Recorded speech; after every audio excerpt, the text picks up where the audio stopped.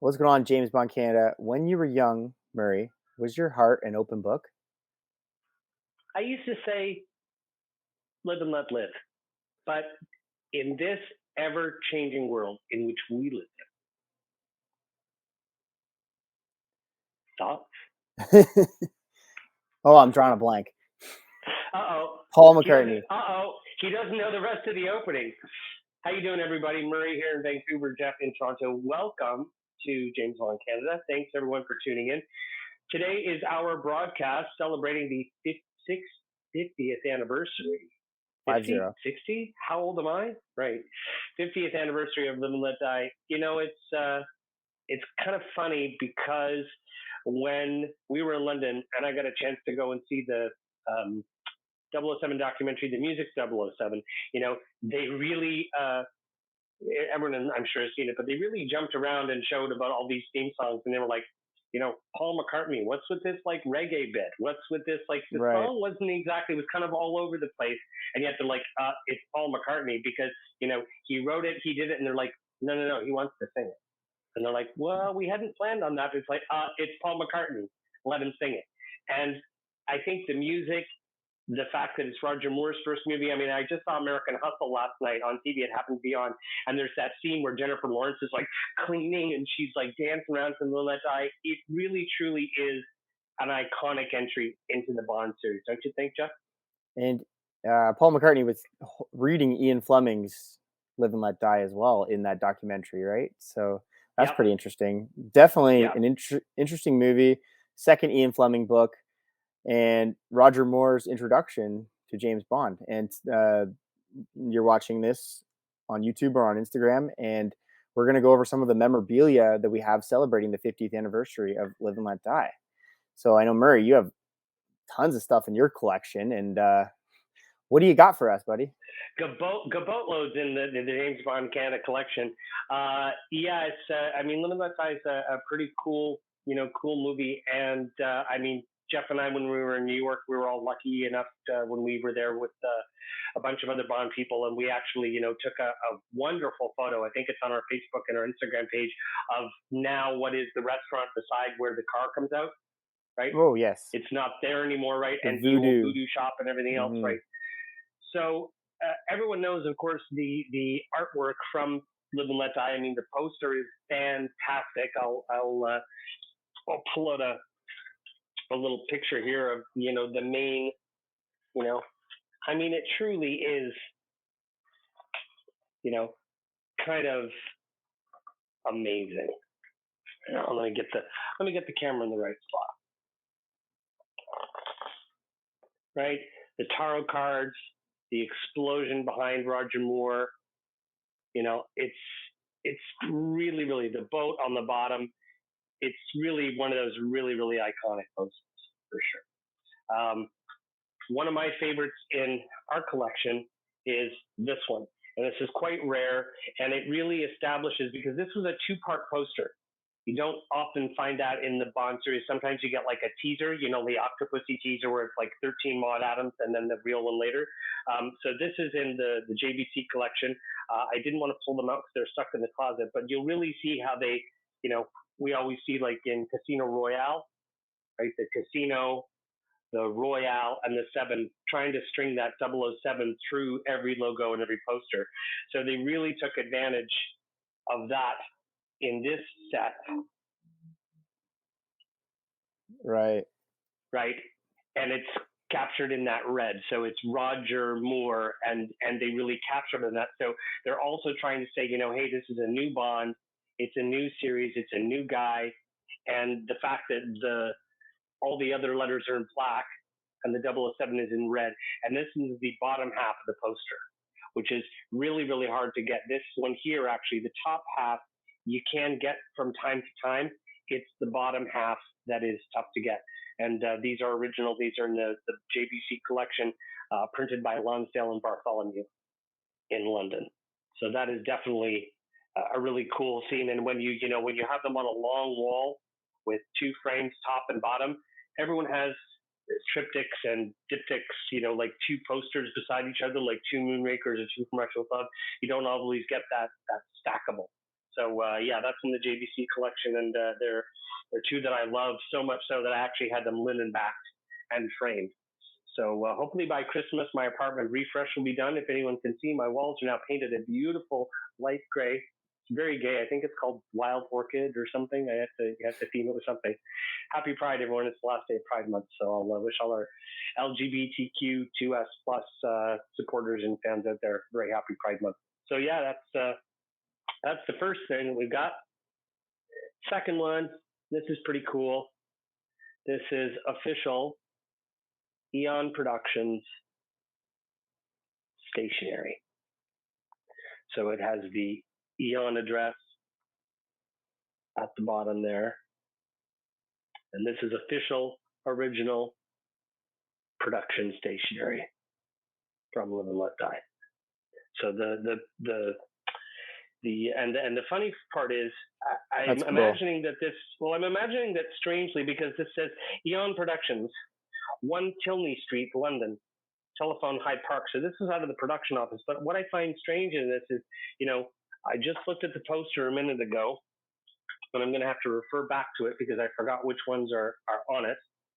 Jeff, there's a test your memory, test your skill. Can you recall and do you remember what are the 4 tarot cards that are on the Live and Let Die poster? Lovers, destruction. Correct. No. The Fool. No. What do you got? You're not alive. You are dead. Death. So the Lovers, death. The Devil, and Fortune. And of course, Gloria Hendry is on the Fortune card. So it's really kind of, really kind of saying. And strangely enough, though, on the production stationery, and I don't think I've ever noticed, the cards are in French. So it must have been part of their production when they were also filming in France, because it says the James Bond, the 007 one is prominent. It says James Bond on it. And then the other ones say La Mort, which is death, Le Diable, which is the devil, and L'amour, the lovers. I don't think they were in France for this movie.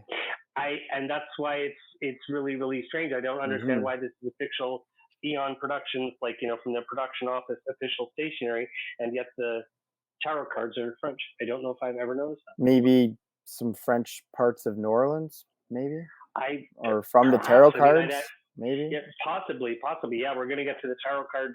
We're going to get to... but it's funny that you're talking about production offices, because later in this video, we will get to another Eon production office. Dude, so stick around. You guys don't know, okay? I'm a memorabilia guy, and Jeff is a movie guy, and he brings such a different perspective to James Bond Canada. And when he told me this story, because it's such a, it's so rando, it's so meta. And then he managed to get his hot little hands on a piece of don't give it away. I'm not gonna, but I literally was like, "You're in the club." I love it. It's the coolest thing. So much so that I wish make me an offer, man. That's how jelly I am. You'll find out. Stick around in the video. Exactly. All right, keep going. So so we got the posters. We got the stationery, and this is pretty cool. Obviously, I'm a big fan of vinyl, and when I was a kid, I would go to the Sam the Record Man, every sort of 2 weeks when I got my allowance and I could afford to buy another Bond soundtrack. And over a period of a bunch of years, I eventually got them all. And thankfully, it wasn't the hot new single from A-ha. So it was old stock, and it meant that all of the pressings were original. Now, I don't know if any other video, or what do they call it, the phonophiles out there, but I'm a big fan of vinyl. And of the James Bond soundtracks, there are only this is what they call just a regular sleeve. And there are only 2 that are what are called gatefold. So gatefold obviously just means it folds out. So one of them is The Spy Who Loved Me. It's the British release, and you can tell the difference because the American is a navy blue, and it's a single piece. The UK edition is black, and it's a gatefold. So I think this is one of the first ones I got, because as I flipped through the record bin, it was sealed, and I could see it was like, oh. So check out some of the amazing images from the gatefold sleeve of this album. That's pretty cool. So you got Baron Samedi and Jane Seymour down in the bottom there on the beach.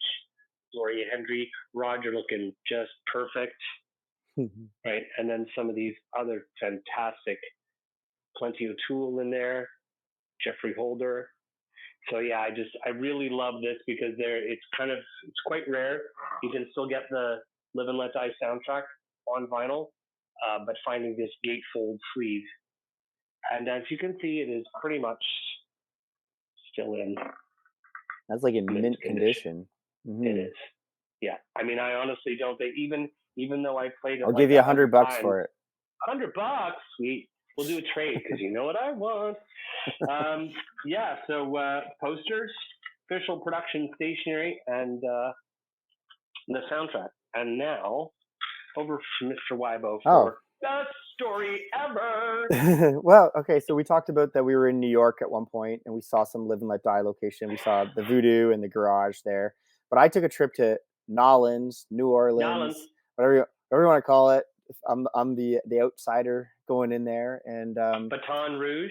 Yep, everything there. Pretty much did it all, and obviously there's tons of Live and Let Die locations there. So if you follow Martin Mulders on the tracks of 007, pretty easy to get to a lot of the stuff there.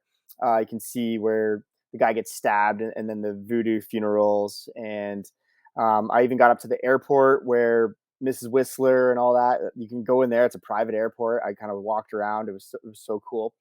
But there's a few other unique spots, and one of it's called Miller Bridge. And in the movie, as he's going down the bayou, whatever, the police put up a barricade, but like a boat barricade where Roger just burst through it, right?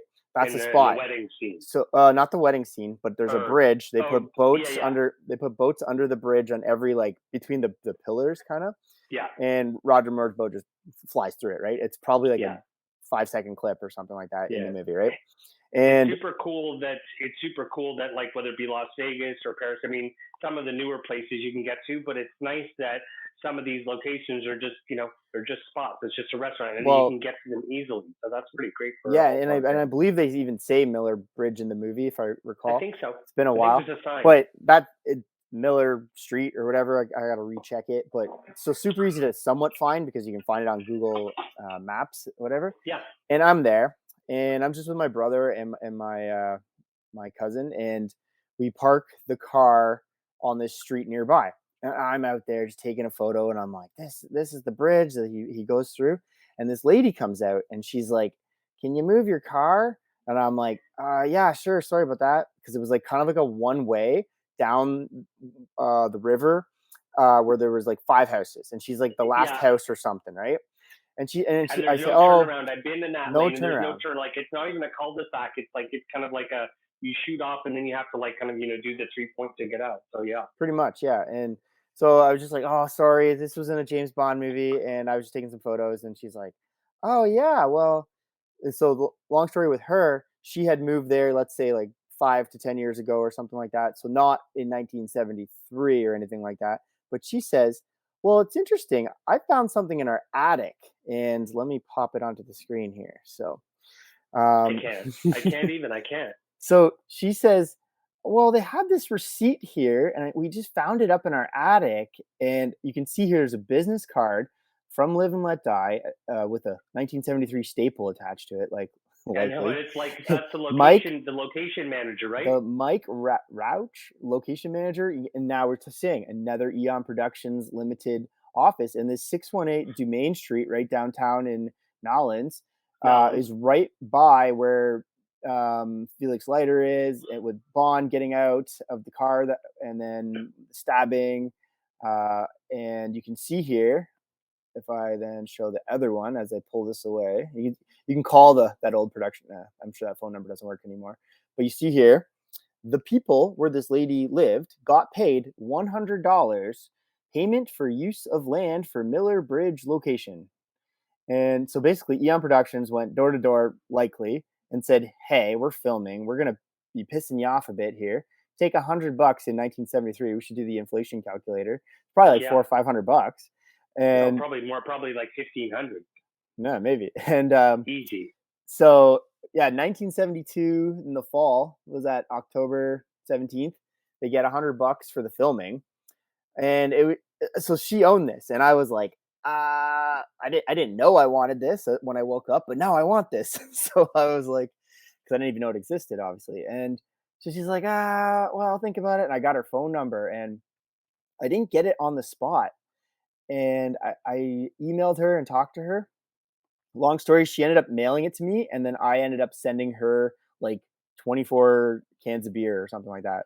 Yeah, I was Like gonna say I thought it cost you. I thought she sold it to you for $100, and I not thought to even. It myself, was like, how well, serendipitous is that? maybe. It's like, Yeah. here's what you paid for the land. She didn't I'll pay sell it for to it you for though. It exactly this. was it No, was a resale home, so yeah, she's just like, "Oh, we're cleaning out stuff in our attic," and it was sitting in the attic, and it's like, how cool is that? Because but here's the receipt, and then like here's the business card, right? yeah, So and I think everyone in a way has these, like, one thing I recall, I think like Calvin Dyson, the time moves up the spa, and all of a sudden he's like in the him and the only other person in the pool are like Pierce Brosnan and his wife, and then they like didn't want to bother him. But these are the amazing sort of meta stories that are just like, who knew this was around?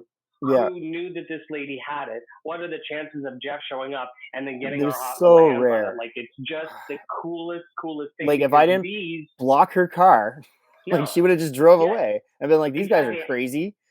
Yep. So And I these are was, these sort of little meta moments, right, hmm within the franchise, where there are probably, because I mean, there are Easter eggs in films, but this is a freaking Easter egg, and there are probably tons and tons of these things like out there. It almost want to makes you do like a yesteryear Bond scavenger hunt. Like, it's amazing, because so if cool. this is their practice, yeah, you're right. I mean, they probably did it in different locations in Las Vegas and so on, right? So Yep. at that time period, yeah, very fascinating. And then it's funny. We then went to what you were saying after this to where the wedding scene kind of was, and there was this lady's house, and like pretty much taking this car down like cottage country practically, and then you show up to a house, which was like dangerous at the time because like just gonna ruin the rental cars. And yeah, this lady came out.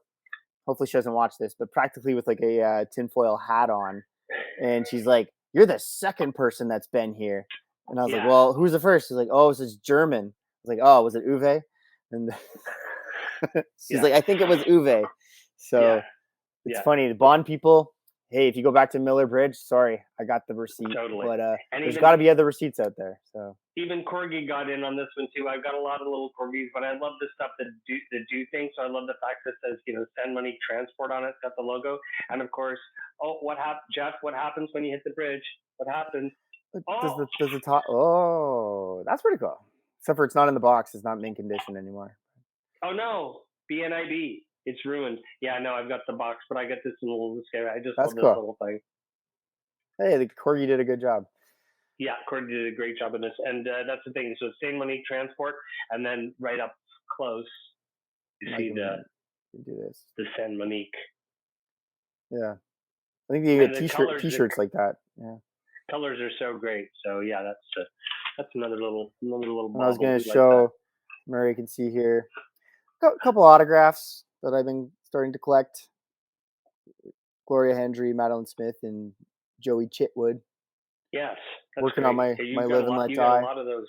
Yeah, for sure. Yeah, I'm starting to work on autographs as well too. Not yeah, I like the memorabilia, but that's hard to come by, right? But autographs are like at least something tangible that I can start collecting. So Yeah, I think I think we definitely seen. Let's say maybe starting with the Pierce Brosnans, like the '95 ish or late '90s, where it used to be that, let's say, up until then, the things that people would collect were associated with the Bond movies. They were actually memorabilia, like the Phillips Living Daylights, whistle keychain or that.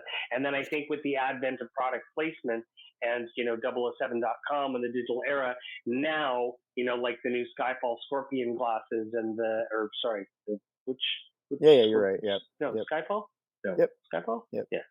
So you see, now you can just kind of, you don't have to be in the club to get Bond stuff, but I think there's a definite fascination and a sort of reminiscence and a harkening back to yesteryear, where you're like, where you get something that's memorabilia from the movie that's like a little more, has a little more cachet, it's a little more exclusive. You have to I think eBay it, you have to that talk to people instead of just going, oh, I'm going to buy the Jack dog. Some of it's great, and because of that, like, I mean, if 007.com and Royal Dalton didn't like pair up and market that, I mean, how many people love that little bulldog? I mean, I think you have all three. I know I've got two, mm, but you know what I mean? Those are great things to get. But back in the 70s and 80s, what you got was, you know, was was like well, this. Like you have I was to. just gonna say something like the stationery is way more unique and rare than than the Royal Dalton dog, possibly because in my business card receipt with that lady. It's not. I mean, that is one of, like, that's the thing. That is a one of a kind item. Hmm. Like, and not only Exactly. did you kind of got a double whammy. You've got like the business card of the freaking location manager with the production number on it and the office, and then you've got the receipt of what it was for and who gave it to you. Because you said the lady didn't live there, or whatever. Who's the receipt made out to? Just out of curiosity. Is this like Obviously, the original owners of the house, it's just a well, yeah. I don't know if it has their address on it. but I think it's it's a just like name. it's practically a blank. It's like a bank draft Yeah, somehow that they would have. This must have been like the receipt or something. Maybe there it was must have another been the part to bottom it. half of the Yeah, check or whatever, like what exactly. they used to call when you put it in the machine and they would frank the check. Not It's people something many like know that that. verb, Yeah. but you used to go to like Superstore and you pay for your groceries by check, and then that's what they call that when you put it in the machine and you push the button and it prints the transaction information on the back of the check. That's called frank. So it's probably the bottom half of a bank draft. Yep. Sick, sick. Yeah. So All yeah, right. those are unique. They're hard to get. Like if you're just talking about this, and you want to get off the live and let die train just for 1 second. Yeah, it'd be hard to get a No Time to Die stationary. Yeah, A lot easier yeah. to go to the 007 store and buy some whatever they're giving selling, Yeah, right? I So mean, there's pluses and minuses to all of it, and I think that directly correlates to, let's say, do I want to buy something that was in the movie that I really want that they produced because they know that people want it, like the Jack Bulldog or something like that. But that is totally separate from, like, your N like I Peel, think it's your Orla the Bar one of Brown. one. No, like or on screen one of one would be valuable. The mass produced replica of what was on screen, yeah, it would never be as valuable, right? Absolutely. And I mean, it is great that you can get a few of those things, like, the Q mug, right? With the little Right, scrab but of the there Q and the it's not the movie one or something. no. It's like well, like you see how well Eon did at the Sotheby's auction, right? The one of Yeah. one, the Yeah. in movie things went Yeah. for big money, right? So Yeah, for sure. Well, I guess obviously one of the big themes, I mean, it's on the poster, it's in the movie. I think obviously one of the big, sort of themes of the voodoo and everything of Live and Let Die is, of course, the James Bond tarot tarot card cards. game. Is that the Now, official one? it is. And the Nice. well, I say official, but not the new official. This is Mm. the, like, 1973 official, because I remember I was in university. This was like, 1989. And the, I walked into this sort of, new age crystals, medallions kind of shop. And I saw this picture, and it was called The Witch's Tarot.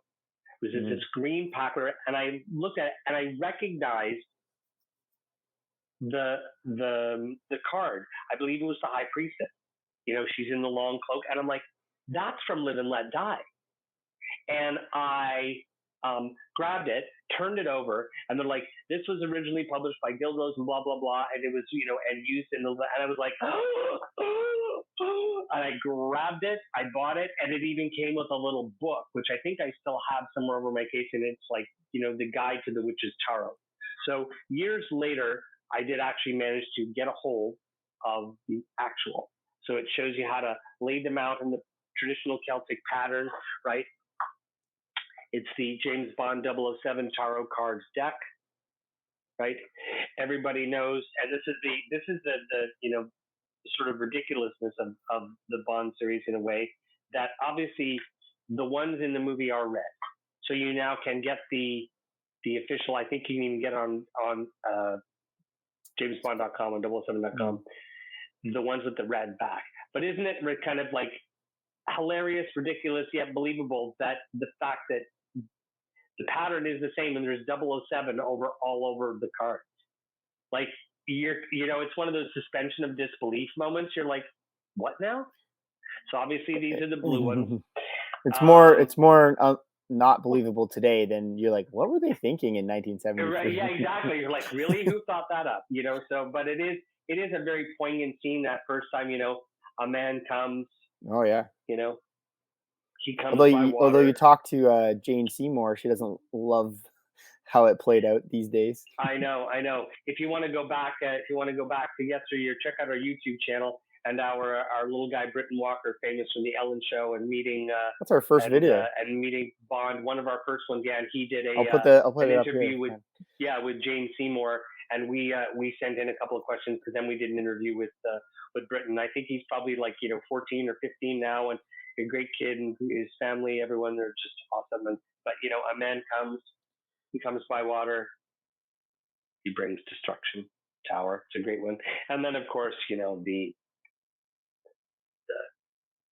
lovers. The lovers. That's the famous card. We've got that. We've got that awesome game, and then this is the book that comes along with it. And a little backstory for anyone who doesn't know: all of the artwork for the cards were designed by Scottish-born artist Fergus Hall. And so much so, they were actually specifically and specially designed for Eon by Fergus Hall. And the 78 card tarot fortune telling deck, Mr. Hall made 42 original oil paintings. Okay, there's only 78 in the deck. That's over half. So everyone that isn't like the Six of Batons, the Ace of Cups, anything that had like a major amount of artwork, or what they call the minor and major arcana, or anyone out there who reads tarot cards like I do, so the Queen of Cups. So this isn't just like a silk screen or something. This was painted, and each one of them each one of them weighed slightly over 1 pound, measuring 12.5 inches high, 8 inches wide, and a half-inch thick. And then, of course, the cards were manufactured at the art facilities of A.G.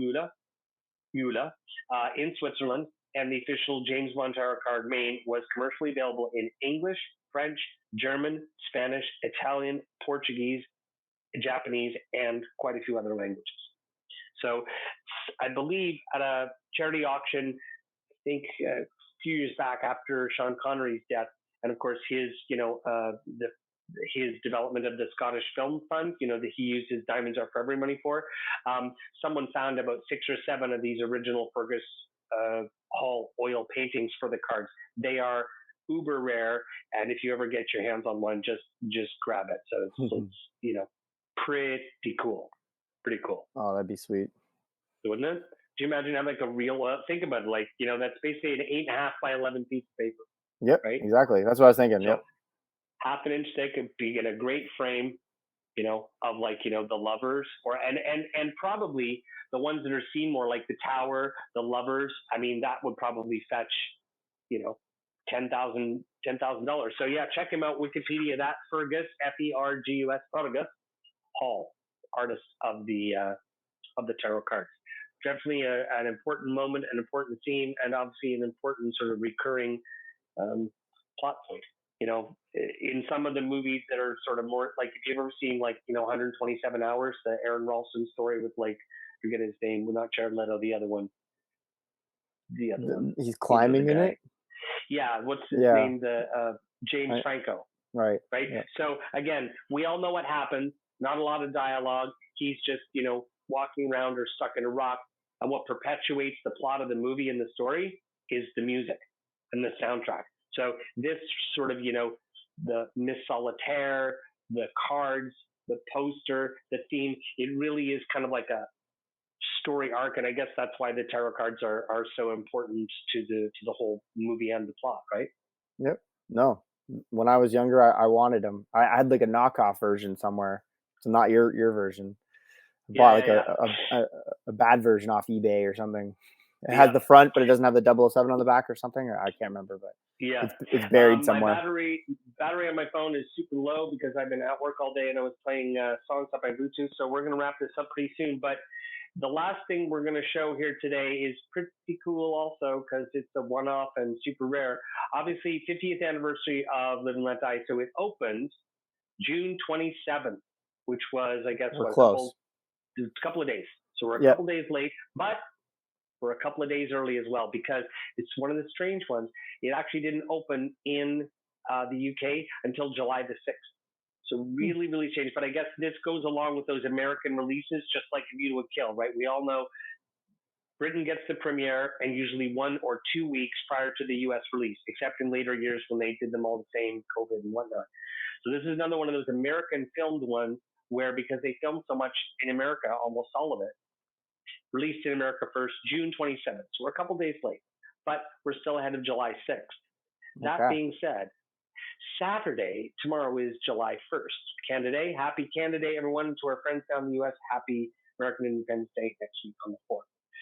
So exactly 50 years ago today, 2 days from now, 3 days before the official release of the movie, all of the press got to go to the press screening of Live and Let Die.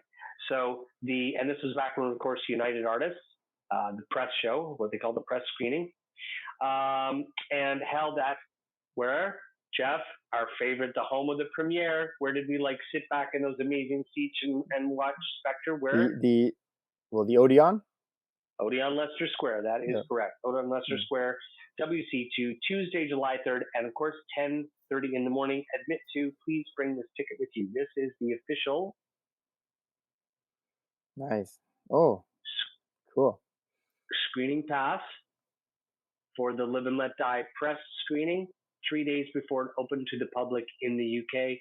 You see at the home of the premiere of the Odeon Leicester Square. Jeff and I were, sitting in Royal Albert Hall is pretty great, but those seats are damn uncomfortable for a long movie. So after we watched No Time to Die, and then we got we met all the folks in James Bond Radio, and we had a great night that night. There were so many fans there, and people were like, "Oh my God, you're Jeff Murray from James Bond Canada." And we talked to everybody, but literally I booked the seats before I knew everyone was going there, and we were 4 rows from the front, right at the end, and we sat down and we're like, oh. Jeff and I were it was spa day. The seats were amazing. So this also, I think I've got this up on our Instagram, a couple of places, and this is obviously super rare, kind of probably one of a kind. I mean, I've never seen another one, and I don't think I ever would find another one. So 50 years ago, 2 days from now, that's where the press screening was.